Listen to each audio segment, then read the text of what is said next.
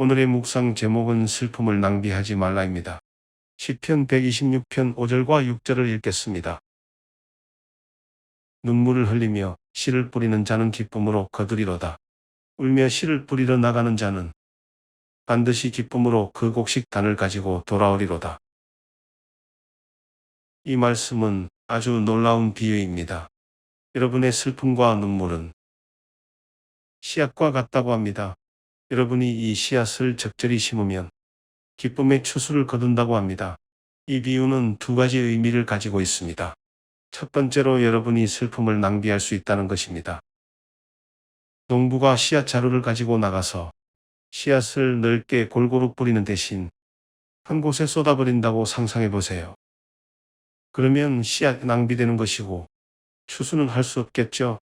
그 자리에 약간의 열매가 자라거나 아무것도 자라지 않을 수 있습니다. 그래서 여러분의 삶에서 이런 방식으로 슬픔을 다룬다면 열매가 생기지 않을 수 있습니다. 특히 슬픔 때에 단순히 그냥 쏟아버리기도 합니다. 매우 좋은 비유인 것이죠. 그냥 눈물 흘리고 그저 울면서 비명을 지를 수도 있습니다. 여러분의 삶의 열매도 맺지 못한 채 말이죠. 그렇게 되면 여러분의 슬픔을 낭비하게 된다는 것입니다. 하지만 이 비유의 흥미로운 두 번째 의미는 기쁨의 열매가 슬픔으로부터 나온다는 것입니다. 우리 모두는 슬픔 뒤에 기쁨이 따라오기를 소망합니다. 시편 30편 5절 말씀만 보더라도 저녁에는 울음이 깃들일지라도 아침에는 기쁨이 오리로다. 대부분의 사람들은 슬픔의 시간이 끝난 후에 하나님께서 기쁨을 주시기를 소망합니다. 하지만 이 시편은 더 나아가 그것은 단지 슬픔 뒤에 기쁨이 따라오는 게 아니라 기쁨이 슬픔으로 인해 열매를 맺게 된다고 말합니다. 이게 무슨 말일까요? 그 의미는 슬픔과 애통의 씨앗을 심으면 실제로 여러분을 오랫동안 더 행복한 사람으로 만들 수 있다는 것입니다. 올바른 방식으로 슬픔의 씨앗을 심는다면 말입니다. 그게 어떻게 가능할까요? 시편의 기자는 어떻게 아는지 모르겠지만 우리는 그리스도인으로서 아는 것이 있습니다. 예수님을 보면 이 말씀이 진리임을 알 수 있습니다. 바로 예수님이 궁극적인 예입니다.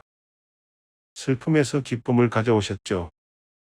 예수 그리스도께서 우리를 위해 눈물 흘리심으로 실제로 기쁨을 우리에게 전해주셨습니다. 그의 눈물의 씨앗은 우리의 자리에 심겨져 우리의 형벌을 대신 받으셨으므로 그 씨앗은 궁극적인 기쁨의 추수를 거두게 되었습니다. 예수님이 죽으심으로 내가 사는 것을 볼 때 그분께서 이 모든 엄청난 슬픔과 고통을 겪으신 이유가 세상에 기쁨을 주셔서 내가 더 나은 방식으로 슬픔을 다루게 해줍니다. 왜냐하면 첫째로 예수님이 나를 위해 고통받으심을 생각하면 슬픔이 있을 때 하나님이 나에게 고통을 주시나 봐라고 말하지 않죠.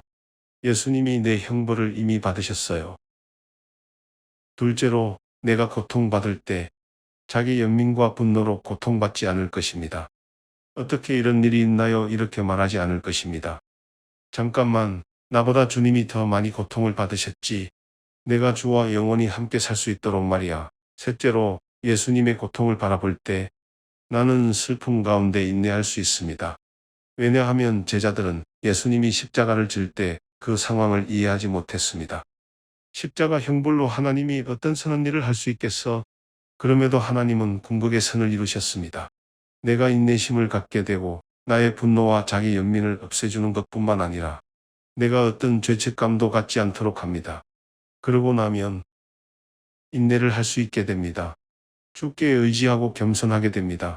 이 고난이 끝난 후에는 새로운 그리스도와 같은 모습이 됩니다. 하나님께 의지할 수 있는 능력이 생깁니다.